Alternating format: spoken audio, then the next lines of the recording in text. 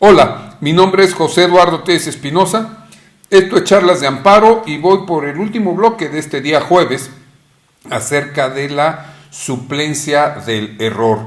En el video anterior, entre otros aspectos, hice referencia a cómo debe de tratarse o darse el tratamiento a esta suplencia del error y sobre todo que no se le debe de imponer la obligación a la parte gobernada de que, sobre todo a la parte quejosa en este caso, de que tenga que decir la denominación exacta, estoy trabajando con dos pantallas, dejen traerme esta otra pantalla para vernos más de cerca, entonces ver que el quejoso sea quien tenga que dar la denominación exacta, porque pues eso lo hemos llegado a sostener algunos, pues genera el que no se le dé el mayor acceso a la justicia. Dice el artículo 108 de la ley de amparo, dice nombre de la autoridad responsable. Bueno, pues ¿cuál es? Autoridad responsable, mejor dicho. Autoridad responsable. Pues no dice más, pues oiga, yo sé, ejemplo, suelo poner mucho el ejemplo, oiga, secretario de gobierno, híjole, ¿qué crees? Aquí es secretario de gobernación, o aquí es secretario general de gobierno. Bueno, perdón, pero pues yo al que me quiero referir es a cualquiera de ellos, porque es el secretario de gobierno del Estado, ¿no? Encargado de la gobernabilidad, ¿no? Hay otra tesis, es la tesis 26.4p, entre paréntesis décima. Autoridades responsables, el juez de distrito debe recabar la información necesaria a fin de conocer su denominación si el quejoso dice desconocer el nombre correcto y este no deriva de la legislación que la regula. Es la tesis con registro 20.13.010. Tratándose del señalamiento de una autoridad responsable, no es posible fijar reglas inmutables sobre el grado de precisión necesario para identificarla o los medios por los cuales puede lograrse la certeza de su denominación, pues esto dependerá del asunto en particular. Luego, si el quejoso se ostenta como extraño un procedimiento de naturaleza penal tendente a privarlo de la libertad y además dice desconocer el nombre correcto de la autoridad de la que proviene ese mandato y solicita al juez de distrito que requiera al titular de la Procuraduría Estatal para que informe el nombre exacto de las agencias del Ministerio Público a su cargo distribuidas en alguno de los municipios del Estado, el juzgador debe proceder en los términos solicitados y recabar la información necesaria a fin de conocer la denominación de aquellas, ya que en este caso no existen datos que permitan identificar plenamente a las autoridades designadas como responsables, ni se advierte que la legislación que las regula establezca la denominación correcta de dichas agencias del Ministerio Público. Como puedes darte cuenta, es un panorama mucho más amplio en cuanto a la protección a los gobernados, en donde no es obligatorio el que tengas que estar haciendo referencia a cuáles son las denominaciones de las autoridades. Desde luego hay algunos otros colegiados que se respeta su criterio, en donde dicen, no, pues previénele por qué debe hacer, pero otros no.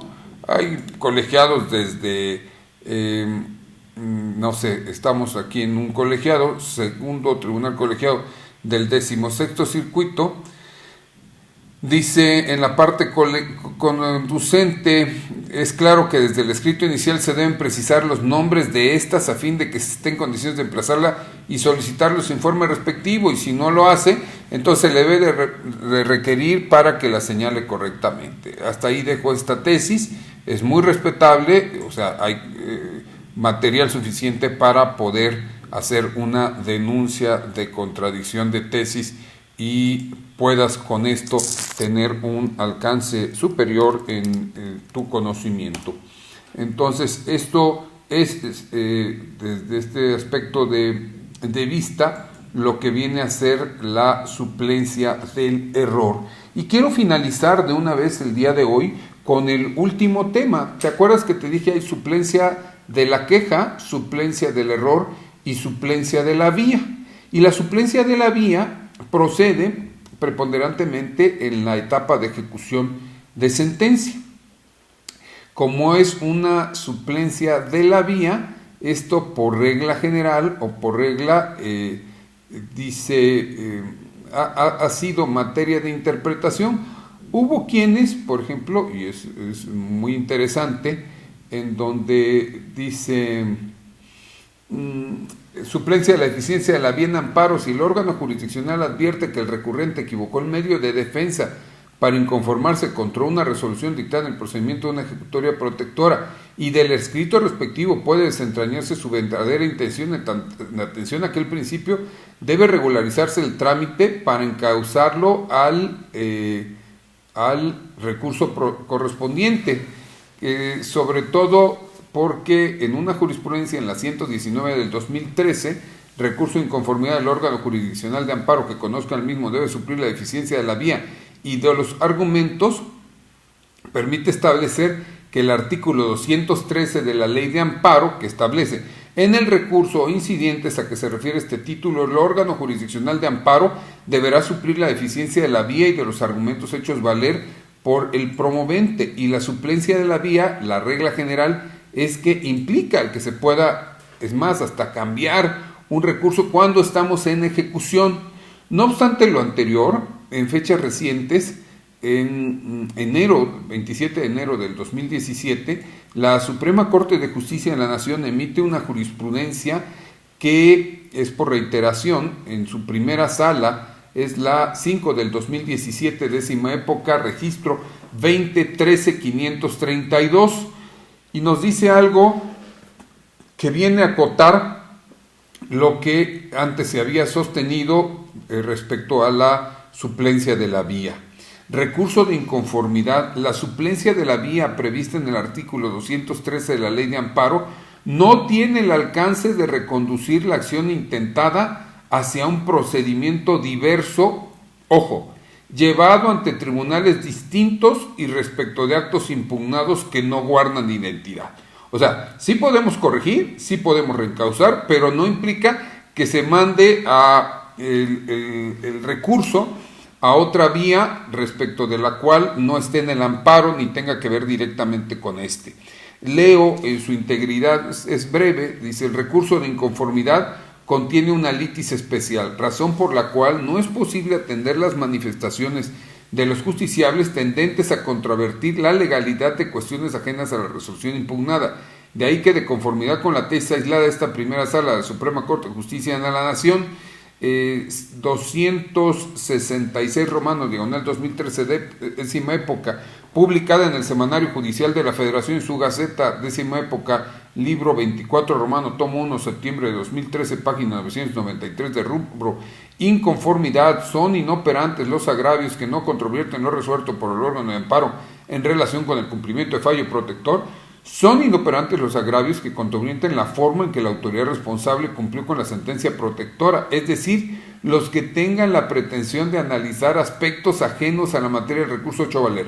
Consecuentemente, la suplencia de la vía prevista en el artículo 213 de la Ley de Amparo, publicada en el Diario Oficial de la Federación el 2 de abril del 2013, no tiene el alcance de reconducir la acción intentada hacia un procedimiento diverso, llevado ante tribunales distintos y respecto de actos impugnados que, si bien están relacionados, no conservan identidad con los mismos. Entonces, si bien es cierto, conforme al 213, se debe de suplir la deficiencia de la vía, no abarca el que te puedas ir a analizar aspectos que no forman parte del juicio de amparo del que está derivando este recurso. No implica que te puedas ir hacia otros juicios en donde no está establecido o no tienen que ver exactamente con el juicio de amparo en donde estás haciendo valer la inconformidad. Con esto nos acercamos al final de este módulo. Vale la pena, en consecuencia, en estos últimos minutos, repasar los tres tipos de suplencia que existen. La suplencia se divide en suplencia de la queja, suplencia del error y suplencia de la vía. La suplencia de la queja está en el artículo 79 de la actual Ley de Amparo, antes 76 bis. La suplencia del error está en el artículo 76, antes 79 de la anterior Ley de Amparo, y la suplencia de la vía está en el artículo 213 de la nueva Ley de Amparo. La suplencia de la queja prevista en el 79 de la Ley de Amparo solamente es aplicable a los particulares que intervienen en el juicio, solamente a los gobernados que comparecen desprovistos de su imperio para que se les pueda suplir. Ha sufrido distintas modificaciones en esta nueva Ley de Amparo, incluso se involucra ya a los incapaces, a los asuntos en donde está el orden y estabilidad de la familia, se involucra aspectos de relaciones administrativas, no solamente relaciones laborales, a efecto de que queden más salvaguardados, se integra al ofendido con una suplencia limitada que no aplica cuando salvo cuando sea quejoso o adherente, o sea, si va como tercero interesado no se le va a suplir la deficiencia de la queja. Se involucra además el tema relacionado con estos asuntos en donde hay de por medio situaciones de marginación o pobreza. Ahí también se les debe de suplir la deficiencia de la queja. ¿Qué más podemos decir en este sentido? Que esta suplencia de esta queja, que está en el 79, evolucionó, es ahora más amplia y es aplicable solamente a las partes gobernadas, no integra en este caso, ni beneficia al Ministerio Público Federal adscrito al Tribunal de Amparo, ni le beneficia a la autoridad responsable. En tanto, la suplencia del error está establecida en el artículo 76 de la Ley de Amparo ante 79 y vimos todo un desarrollo acerca de los diversos supuestos. No solamente implica corregir la omisión o inexacta invocación de artículos constitucionales y legales, como nos dice el propio 76, y lo que viene a ser la lectura íntegra de la demanda. Dijimos a lo largo de este curso que también involucra lo que es la denominación de la garantía o derecho humano violado, la denominación de la ley que ha sido dejada de observar, la denominación incluso o transcripción de cantidades en donde no haya errores de mayor cuantía, y con eso nos genera la posibilidad de que se pueda en determinado momento corregir. Vimos también que sirve para suplir estos errores que el juez de amparo pudiera haber cometido a manera de incongruencia en sus resoluciones.